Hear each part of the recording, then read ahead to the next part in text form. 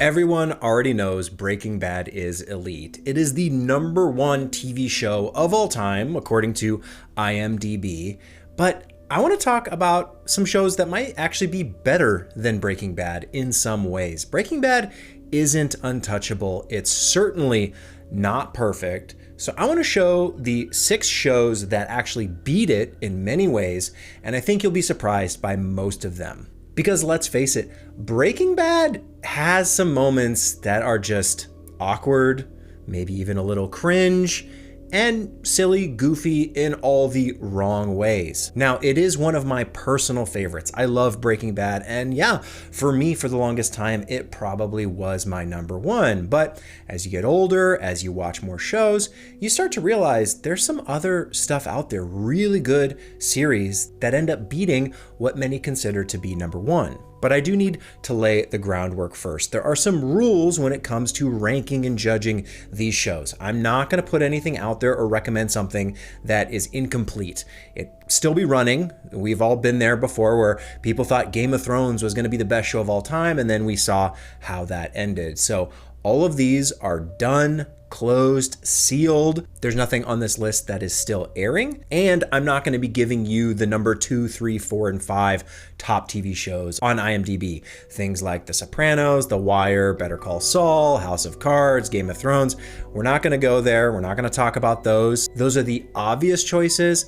I'm going to give you 6 of my favorites that may not always make those top 10 lists. #1 for me has got to be Halt and Catch Fire. This is another AMC show that flew way under the radar. Same network as Breaking Bad, and I think arguably better in a lot of ways. Halt and Catch Fire is one of those perfect series where it got time to run its 4 seasons, so we got full complete story arcs. It would have been really great as just 1 season, but that we got seasons 2, 3, and 4 make it that much better. And Halt and Catch Fire does something really interesting. It has arguably better character work than Breaking Bad, and these characters change and evolve season after season in big, meaningful ways. Breaking Bad is very linear and it's very contained, almost in a comical way when you look at it in hindsight, where I think the story of Heisenberg happens over the course of a year or 18 months.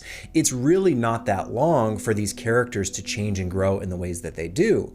Halt and Catch Fire flips this on its head, where we see seasonal progressions that happen years later. So not only is the world changing with technology, but the characters are evolving as well. Someone who was your favorite in season 1 could be your least favorite in season 2 and then completely redeem themselves by the end of the series, and vice versa. Someone you hated at the beginning could be your new favorite by seasons 3 or 4. It changes so much in realistic ways, and these characters are so strong. They play off one another so well, and I love all the character dynamics of the show, along with the plot that has those meaningful stakes and tension that you're used to getting from Breaking Bad, but in a world that is very nostalgic, but also extremely relevant. And I think this makes for a show that is more emotionally rich across the whole cast of characters compared to Breaking Bad, which, let's face it, really only has a couple of super strong characters, and the rest are more or less there as pieces on the chessboard to move the plot forward. Moving on to #2, it has to be Dark. And don't let the title scare you away. It's hard to recommend a show just called Dark, and let alone the fact that this is a German series with, yes, subtitles, or you can watch it dubbed, which that's how I watched it, with the English voices dubbed. And honestly, once you get past it, it's not that distracting. And if you are willing to go there, it is one of the best time travel shows, pieces of content of all time, probably. These 3 seasons are so well thought out, so well paced, and let's just talk for a moment about the amazing casting department, casting actors who look basically like they are the same person. This show is phenomenal, and I know a lot of people are going to be put off that it's not American, it's not in English, but please give it a chance. Even if you don't like sci-fi, this show is so well grounded in the characters, in their personal stories, that the sci-fi ends up being more of the background element to the world anyway. Yes, it's at the forefront in a lot of ways too, but it's not all just science mumbo jumbo, technical jargon. There's a lot to love and appreciate here when it comes to the human element of sci-fi. It's very complex, very well calculated, but it is one of those shows where they thought it out ahead and really did their homework in terms of storytelling to make it all make sense, compared to many other shows out there where they start with a great idea, but they don't really know where they're going. Dark is not that. I promise you, season 1, season 2, season 3, they all build off one another, and by the end, it all makes perfect, complete sense. Trust the process, go there with it. You will love the ride. Number 3 has to be diners, drive-ins, and dives. Yes, Guy Fieri brings... No, of course, we're not doing dive-ins, drive-ins, and dives. I just had to make sure you're paying attention. Stick with me. It's not Triple D. That's not number 3. My real number 3 is Mindhunter. And unfortunately, this is breaking the rules a little bit in that it did get canceled prematurely. There should have been more of it. But what we got of Mindhunter is some of the most incredible crime, drama, tension building, mystery solving stuff out there. And that's the stuff I love. It's dark, it's gritty, it's a little disturbing, but if you're willing to go there, I think you will find something exceptional. This show is not only beautiful to look at, it's wonderful to listen to. The dialogue is so well written, and it's just dripping in atmosphere. Breaking Bad, for a lot of reasons, looks great, but when you look at it, it doesn't look maybe as impressive as you might remember. Mindhunter is the opposite. You can pick almost any frame from this series, and every single shot is just gorgeous to look at, and the story that underlines all of that is worth paying attention to. I don't like shows that are just pretty pictures with no substance. The substance here is very rich, it's very compelling, it goes deep, and it's a joy to watch. I love this show. I wish we got more of it. Unfortunately, we didn't, but what we have actually could be number 1 material depending on who you are. Are criminals born?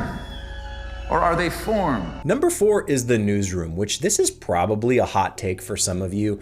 I know the Aaron Sorkin dialogue and quick pacing of everything can put some people off, and they're not really a fan of maybe some of the preachy messaging that gets a little bit over the top in some places. But when you look at the scripts and the episodes from The Newsroom, beat for beat, there is more packed into every scene than other shows in entire episodes. If you think that TV is too slow and long and drawn out and padded, I encourage you, go watch The Newsroom. This show is like watching television on adrenaline. It is so fast-paced, so incredibly quick and clever and witty and punchy. It's just so much fun to watch and take in because it's moving that fast. It will keep your attention even if you have the modern brain rot coming with the algorithm doom scrolling. The Newsroom is one of those that's very easy to pay attention to because it's such a joy to watch all these actors bounce off one another.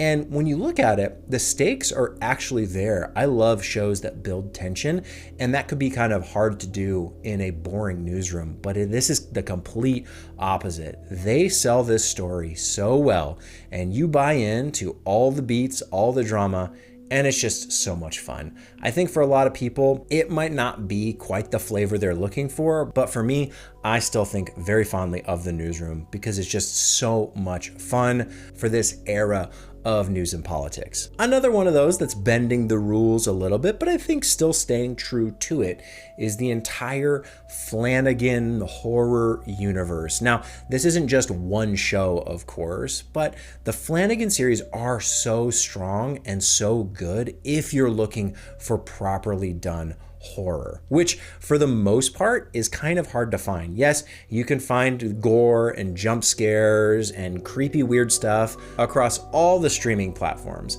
but these series are special. Haunting of Hill House, Bly Manor, Midnight Mass, and the rest, they're just so good because they get horror right, and it all comes back to characters. The characters are what make a series shine. And for me, it's a nice change of pace. Yes, crime dramas bring a lot of inherent tension and conflict, but that's a lot harder to do when you're talking about ghosts and vampires and the supernatural, which for some people is just off-putting because it's scary. But when you bring them in with rich storytelling, good characters, good drama, it's actually a lot of fun. Those spooky thrills add a whole other layer you're not really gonna find anywhere else. And to round out my list with another curveball, I think Silicon Valley may be one of the best shows of all time. Yes, even better than Breaking Bad. Silicon Valley is a comedy, and comedy doesn't get a lot of credit. It's very rarely in anyone's top 10, let alone top 100 shows of all time. And yet, comedy is extremely popular because audiences love it. And when comedy is done right, in the way that Silicon Valley does it, I think it actually holds its own against some of the best in drama. The satire is on point, the characters are hilarious, as well as complex. These feel like real people, like friends or family members you may actually know in real life, yet pushed to their limit in the most comedic of ways. Silicon Valley really is that good. It's that well written, and I think you still get a lot of the stakes and tension you'll find in drama, just with a more comedic lens. And what's great about Silicon Valley is that it was so far ahead of its time that many of the plot points, the elements, the things that come up are still relevant now. And this show is aging very well, especially if you have any familiarity with the tech world and you've worked in these types of places, you'll love it even that much more, which I think nowadays is actually most people. We're all now working with AI and software, and we kind of have a better understanding, at least for the regular folks out there, than maybe what was common at the time when this show was airing. So if you haven't checked it out, I'd say give it a chance. It's not old, it still feels fresh, even to this day. And when I'm judging all these shows, I'm looking at things like the writing, the characters, the plot, how it's all put together. And I think in a lot of ways, most of these beat Breaking Bad in a few of those categories. We get a lot richer, more complex characters than we get in Breaking Bad. And don't get me wrong, Breaking Bad is phenomenal. It should be at the top of those lists. But I also don't want to give it all the credit. It's not the only show that's worth watching. Some of these shows have better atmosphere, more ambitious structures, and a bit better social commentary when it comes to being more relevant compared to being a drug-dealing kingpin high school chemistry teacher. But that's just me. What are your favorites? Are there any on the list that you agree with? Are there some that you don't? Do you disagree? How about you? What is your top show of all time that could beat Breaking Bad as number one? I don't think that'll ever change, at least not anytime soon. I think Breaking Bad holds its spot, rightfully so, on IMDb. But personally, I think there's a lot of room to have your own personal number one. So let me know in the comments what you think.